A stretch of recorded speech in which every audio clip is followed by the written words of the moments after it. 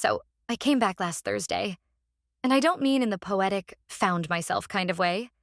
I mean, I physically walked into the apartment I used to live in, the one with the loose tile in the hallway and the curtain rod that always sags on the left. And I stood there with my keys in one hand and a grocery bag full of meds in the other, wondering if maybe I should have knocked first. 6.5 months away. 6 months of fluorescent ceilings, meal trays wrapped in plastic, and a physical therapist named Morgan who made me cry 3 times a week and then handed me tissues like it was all just part of the job. You think you're going to come back to your life and it'll be like hitting play after a long pause. Except nobody tells you that the movie kept going without you. The cab ride from the airport was a blur. I remember the driver asking if I wanted music and me saying, "No, thank you," a little too politely, like someone who forgot how to talk to strangers. I stared out the window, watching the city I used to know slip past in pieces. Same buildings, sure, but everything felt like it had been cleaned too hard, like someone had wiped away all the dust and all the warmth. When we stopped outside my building, I hesitated before opening the door, just long enough to catch the driver watching me in the mirror. I guess I looked off. I guess I was off. Inside the lobby, the lights were flickering again, same as always. But the couch had been replaced, and someone had painted over the graffiti on the mailbox wall. It smelled different, too. Less like old carpet, more like lemon disinfectant and thyme. I pressed the elevator button and almost asked it if it remembered me. The ride to the 4th floor felt shorter than I remembered. Or maybe I just didn't breathe the whole time. When the door opened, the first thing I noticed was the silence. Not quiet. Silence like the apartment was holding its breath. I expected to hear the kettle whistling or the hum of the old fan Rob always left on in the living room. Anything. But it was still. The kind of still that feels intentional. My bag slipped off my shoulder and hit the floor with a soft thud. I didn't pick it up right away. Everything looked the same. But not. Like someone took a picture of our home and printed it just slightly out of focus. The couch was in its usual spot, but the pillows weren't fluffed. My slippers were in the closet, but pushed too far back. And there was a smell. Faint, not unpleasant, just not mine. Something floral. I didn't wear perfume in the hospital. I barely wore socks. I stood there a minute, then another, then walked into the kitchen, because habit is a funny thing. It pulls you toward normal even when your gut is screaming that normal packed its bags and left a long time ago. And that's when I saw it. There was a photo on the fridge, one of those casual snapshots people print at the pharmacy. It wasn't there when I left. In it, Rob is smiling, and so is Kat, my best friend since college, the kind of woman who makes every room feel warmer. They're both holding drinks, leaning a little too close, faces a little too soft. Not inappropriate, not technically, but you ever see a photo and just know it was taken at a moment you should have been there for? That was this. They looked like people who shared a secret. I stood there, hand on the counter, trying to decide if it even mattered. Maybe it didn't. Maybe it was just a party I wasn't invited to because I was lying in a hospital bed learning how to walk again. Maybe she was comforting him. Maybe he needed someone. God, I needed someone. But the thing is, I didn't call Kat once in 6 months, and she didn't call me either. Not once. Rob came home late that night. I heard his key in the lock and jumped like I was 17 again and hiding something. He walked in with that tired smile he always wears after long days, except it didn't reach his eyes this time. He hugged me, called me stranger, and asked how I was feeling, but something in his tone was off. Too careful. Like I might break. Like he wasn't sure if he was supposed to be happy I was back. We sat down, talked about groceries and heating bills, like people who still know how to small talk but forgot the big stuff. He didn't ask about the rehab. I didn't bring up the photo. It hung between us anyway. At one point, I asked how Kat was doing. Casual, like I didn't have a dozen questions rolling around behind my eyes. He said she was around, didn't really elaborate, just looked down at his coffee like it might tell him what to say. I let it go. Not because I believed him, but because I didn't have the strength yet to fight. Not after 6 months of relearning how to brush my hair without crying. Later, when I couldn't sleep. Surprise, right? I pulled out the old journal I used to keep on my nightstand. I thought maybe I'd read something, reconnect with the person I used to be. Except, All the entries from the last year were gone, torn out. Not missing like I forgot. Gone. Like someone didn't want me to remember. I don't know what's worse. Forgetting something important or realizing someone else decided you didn't need to remember it at all. Anyway, that's how I came home. Still don't know if I really did. The morning after I got back, I made scrambled eggs even though I didn't feel like eating, and I tried to start the day like it was just any other Saturday. Coffee, socks that don't match, a quick scan of the headlines I wasn't even really reading. Rob came into the kitchen about an hour after I'd been up, hair damp, towel around his shoulders, like everything was fine. And maybe it would have been if I hadn't been watching him so closely. He kissed the top of my head like he used to, except this time I noticed how mechanical it felt, like a gesture that remembered itself without him really being in it. I asked him where he'd been last night. Just like that. No build-up, no passive-aggressive tone. Just the question, where were you? He blinked once, then looked at his phone. Said something about a late meeting that ran over, traffic on the way back, exhaustion. He dropped it all in one breath, like he'd rehearsed it in the car. I didn't push. Not right away. I just nodded, took a sip of coffee, and said, "Okay." And he looked so relieved I almost laughed. Almost. But not because it was funny. Later that afternoon, I noticed something else. He didn't ask if I needed anything. No, "How are your legs holding up?" or "Do you need help in the shower?" like he used to say without thinking. He didn't mention the weekend or plans or ask if I felt up to seeing anyone. He just floated through the apartment like a roommate who wasn't sure if I still lived here. And I hated that it made me feel small. Like I had to earn my place in a home I used to belong to. Then Kat showed up. She didn't text first, didn't call, just buzzed the intercom and let herself in like it was still 2021. I hadn't seen her in person since before the accident.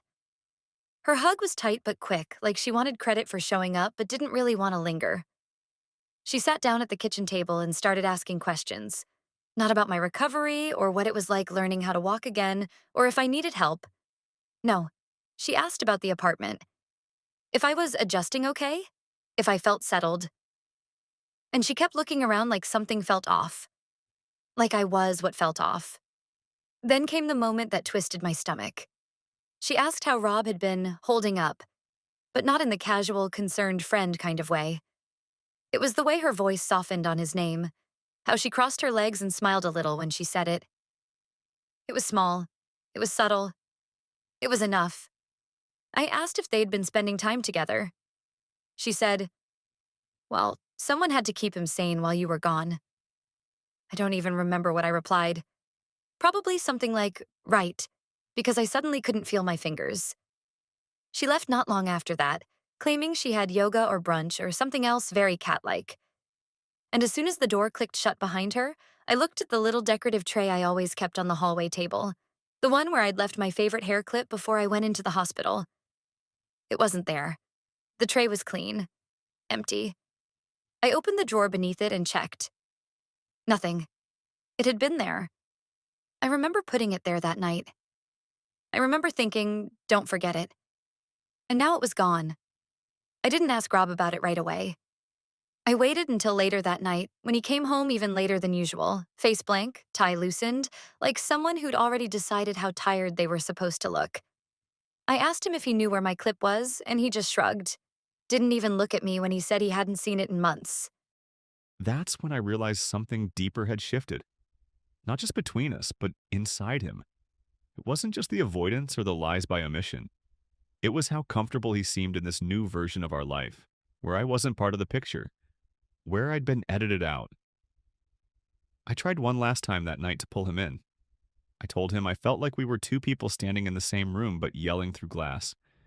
He smiled without humor and told me I was being dramatic. Then he asked if I'd taken my evening meds yet, like that was the only thing he needed to care about. Later, after he went to bed, I walked past his phone sitting on the charger. I hadn't touched his phone in years, not even during those pointless little, "you didn't text me back" arguments couples have sometimes, but this time, I reached for it. It was locked. Of course it was. And not with the old code, the one we both used for everything. I stared at the screen for a full minute, thumb hovering like I might suddenly know the answer. But all I felt was a sudden weight in my chest, heavy and cold. And then, like a bad movie, he walked into the room, not storming in, not yelling, just walked in and saw me, standing there holding his phone like a burglar caught mid-heist.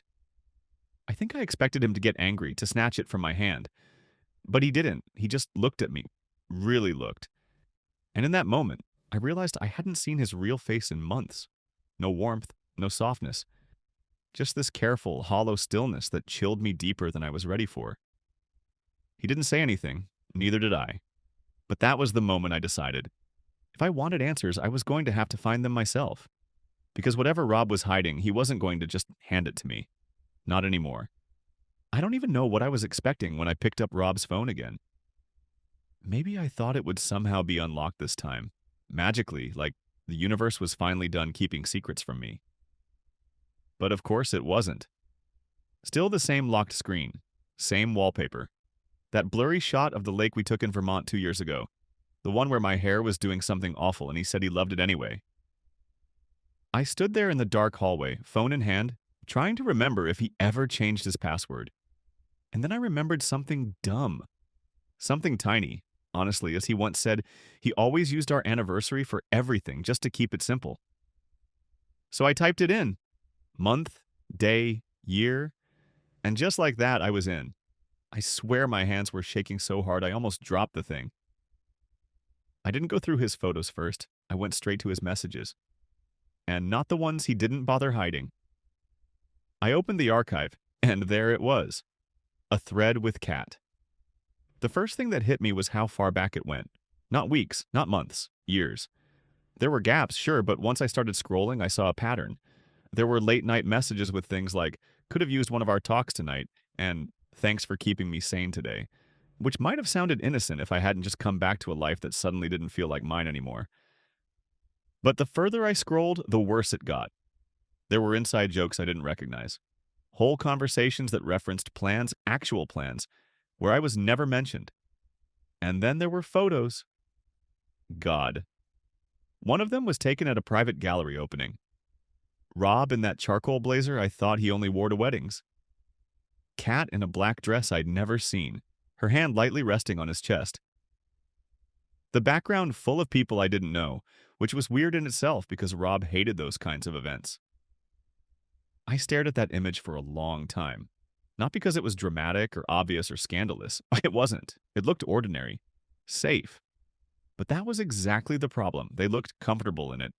Like it wasn't the first time. I closed the thread, sat on the edge of the bed for a while with the phone in my lap. Then, maybe because I needed to look her in the eye, I texted Kat. Asked if she wanted to meet for coffee. We met the next morning at this little place near her yoga studio, the one with the chalkboard menus and overpriced muffins. She showed up 10 minutes late and acted like everything was fine, like nothing between us had shifted. And I guess that was her tell because the Kat I used to know would have sensed something was off. The second I said her name in that clipped way I do when I'm not okay. I asked her straight out, "Is there something going on between you and Rob?" She didn't say no. That's the thing.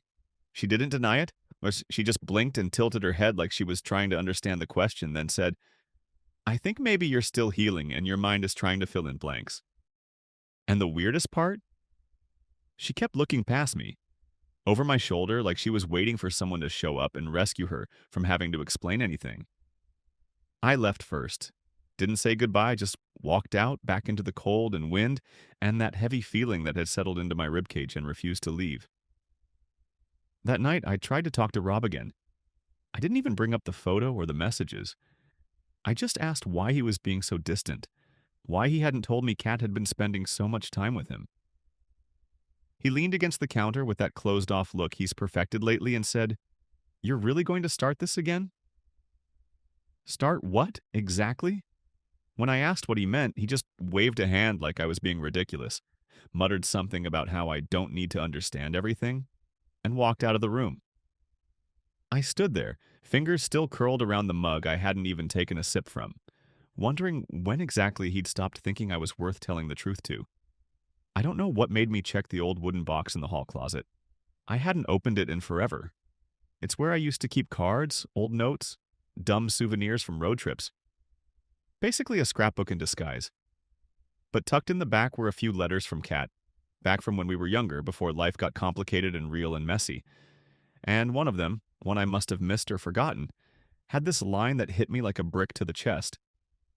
She'd written, "Sometimes I wonder what would have happened if I'd met Rob first."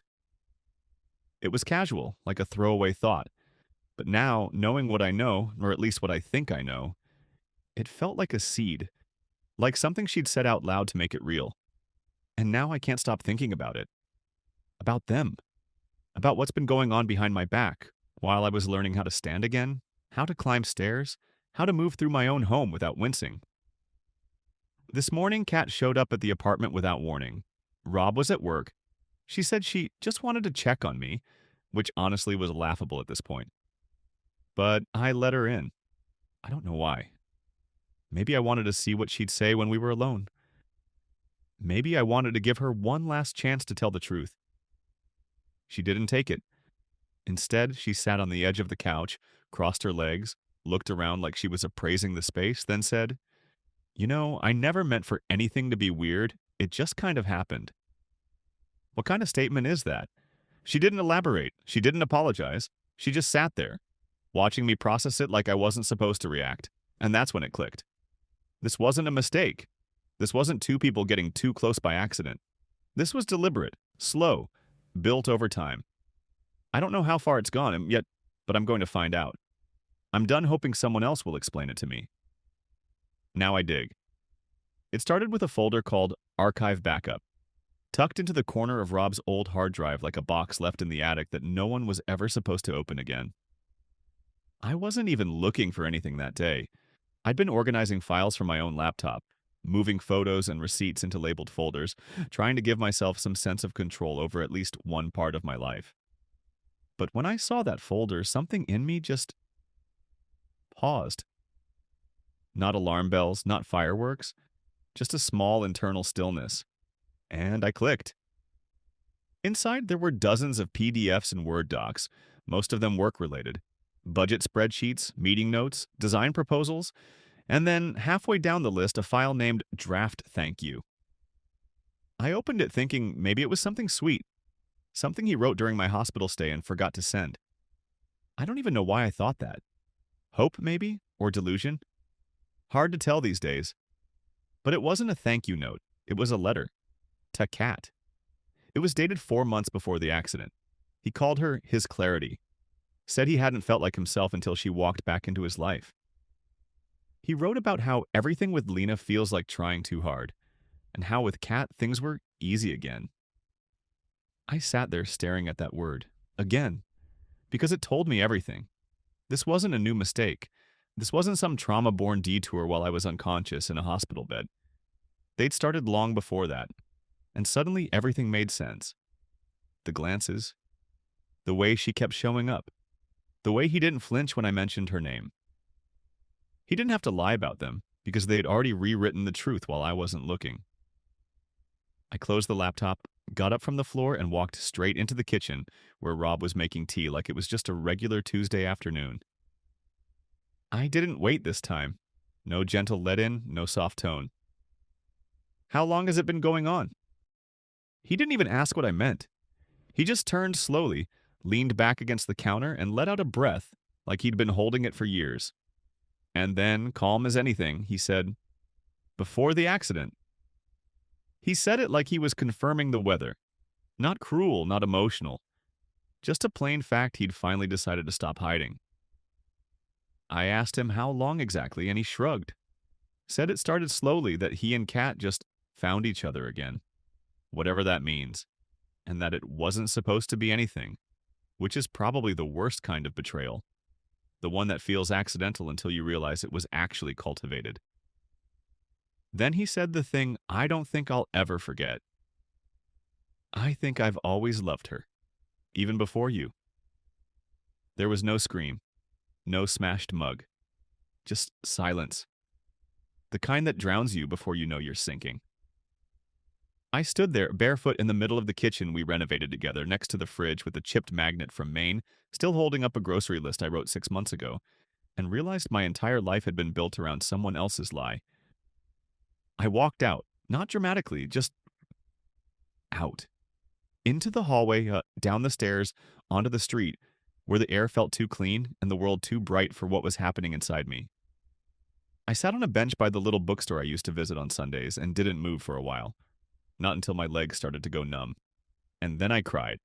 The kind of crying that doesn't make a sound, the kind that leaves your throat raw and your shirt damp and your heart a little less alive. Later that night, Rob tried to explain. Said he didn't mean for it to get this far, that he thought I knew, as if emotional infidelity leaves a receipt on the counter. I told him to stop talking, and for once he did. And that's when it hit me. I wasn't just angry, and I was done. Done trying to fix something he'd already burned to the ground. Done playing the quiet wife who waited for an apology that never came. Done believing I was somehow the one who'd drifted, when he was the one who'd left long before my body ever did. The next morning, I made an appointment with a divorce attorney. Her office smelled like lavender and ink and something expensive I couldn't place. She asked me if I wanted to fight for assets, and I laughed. Honestly laughed. What I wanted wasn't a house or a couch or even justice. I just wanted out. I also wrote a letter to Kat, not because I thought she deserved one, but because I needed to say it, even if she never read it. I told her I hoped she found whatever she was looking for, that I hoped it was worth it, and that from now on she didn't get to have access to my life. No more visits, no more texts, no more pretending we were ever the kind of friends who could come back from something like this. When Rob read the email from the attorney, he panicked.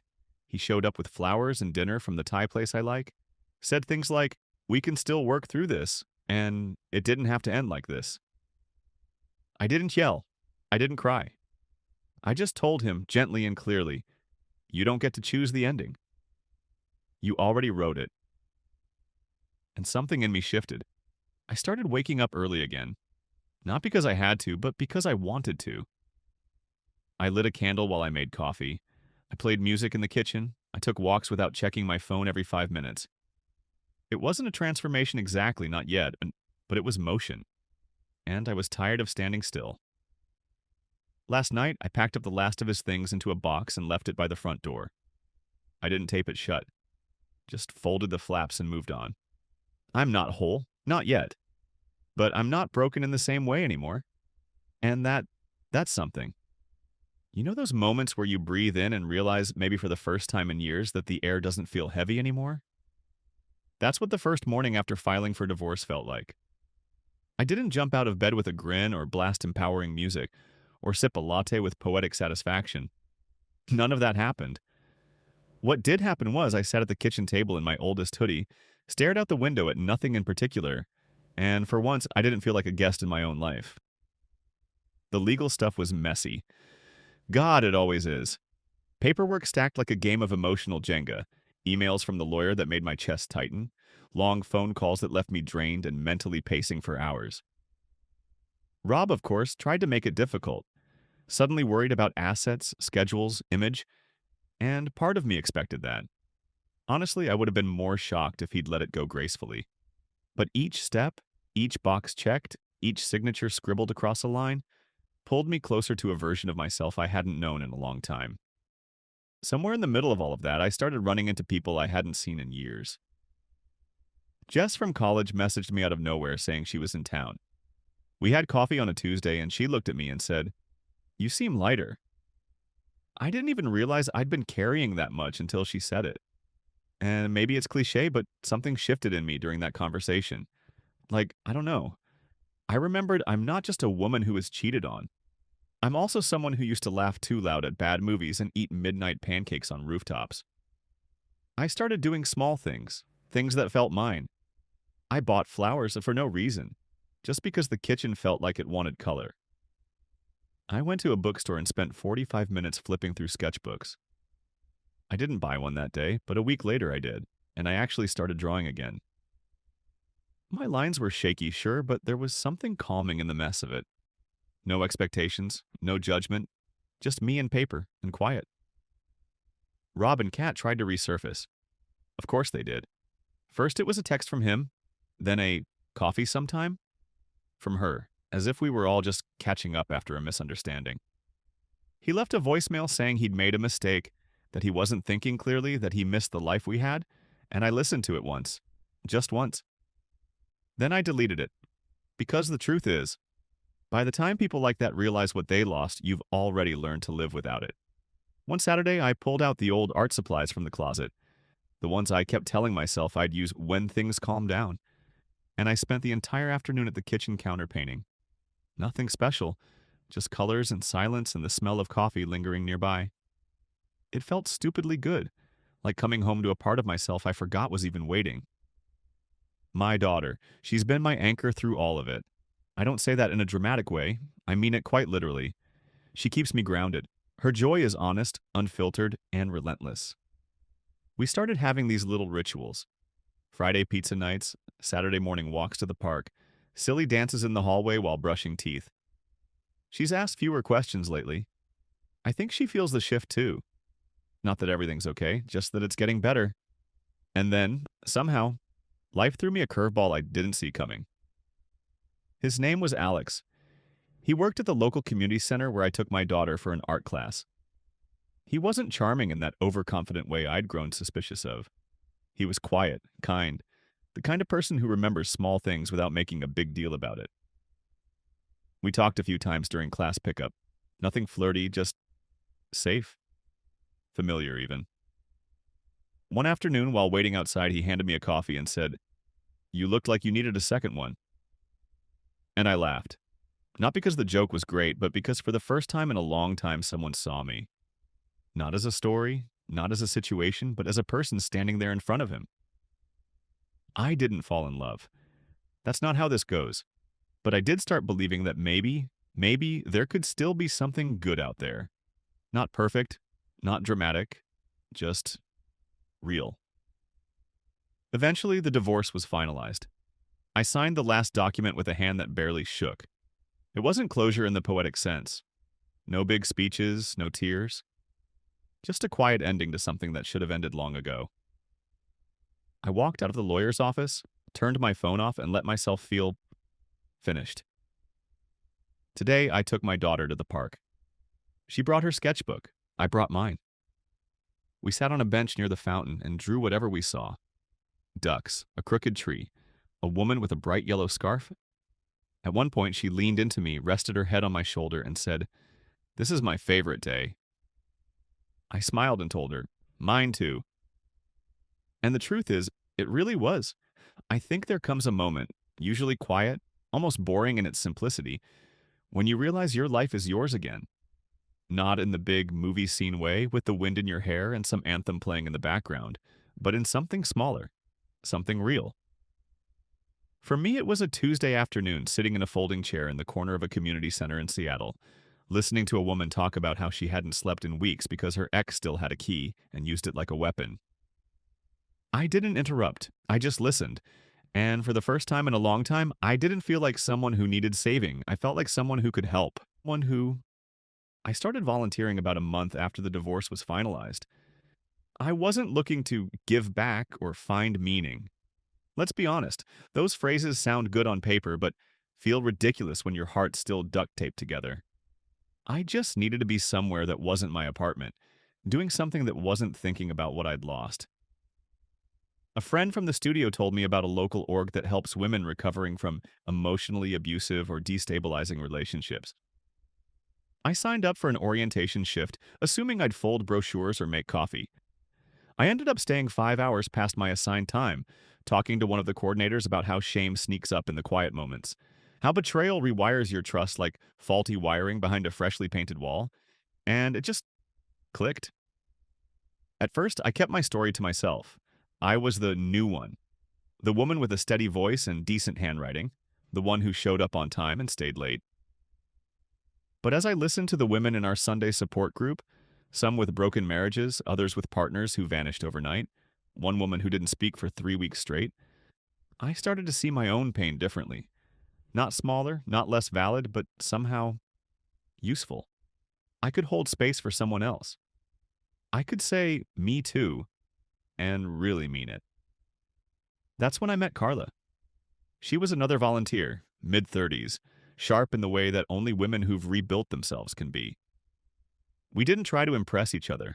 Our friendship started in fragments, like passing notes during training sessions, laughing over awful coffee, sharing rides home in the rain. One Sunday, I told her everything. Not the polished version, not the story I'd practiced for therapists or attorneys. The real version with all the doubt and embarrassment and anger that I'd buried under layers of "I'm doing okay." She didn't flinch. She didn't pity me. She just said, "You should lead a group with me." And somehow I said yes. Around that same time, I got a letter from Kat, a real one, handwritten, which almost felt like an insult.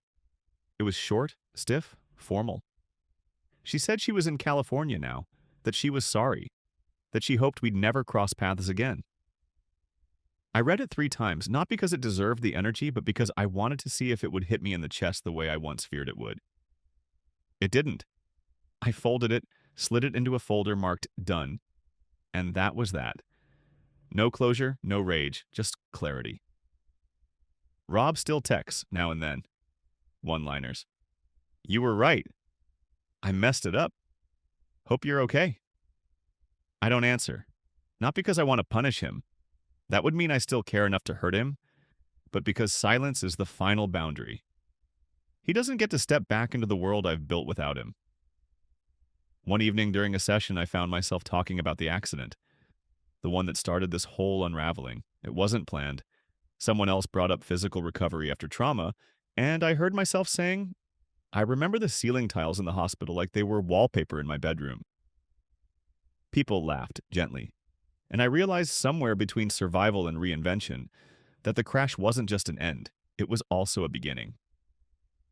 A few weeks later, I got an email from the center's director. They were organizing a citywide event for survivors to share stories and bring awareness to healing resources. She asked if I'd be willing to speak. My first instinct? Absolutely not. I'm not a public speaker. I'm not polished. I don't like microphones, but then I thought, what if someone like me is sitting in the back of that room, wondering if it ever stops feeling like drowning? So I said yes. And on the night of the event, standing under those soft stage lights, I told my story. No theatrics, no dramatics. Just the facts. A woman who loved, lost, rebuilt. When I stepped down, people hugged me. Strangers. One woman cried in my arms. Another handed me a napkin with her email and the words, "Please don't stop sharing." And something shifted again. For the first time in years, I didn't just feel survived. I felt respected. Not long after, my daughter left a letter on my pillow. She'd been taking art classes again, a quiet continuation of our sketchbook mornings. Inside was a simple drawing, 2 stick figures holding hands. One had curly hair like mine, the other had a big heart on her shirt. The caption said, "We're together now, forever." And I cried, of course. Not because it was sad, but because it felt like the final dot on a sentence that had taken years to finish. Last night, we walked along the Seattle waterfront, her hand in mine, the wind smelling like salt and pine, and I felt something I hadn't dared to name in a long time. Freedom. Not the loud kind, not the rebel kind. Just peace. And I know, deep in my bones now, I can handle whatever comes next. Because I'm not a victim of my story anymore. I'm the one writing it.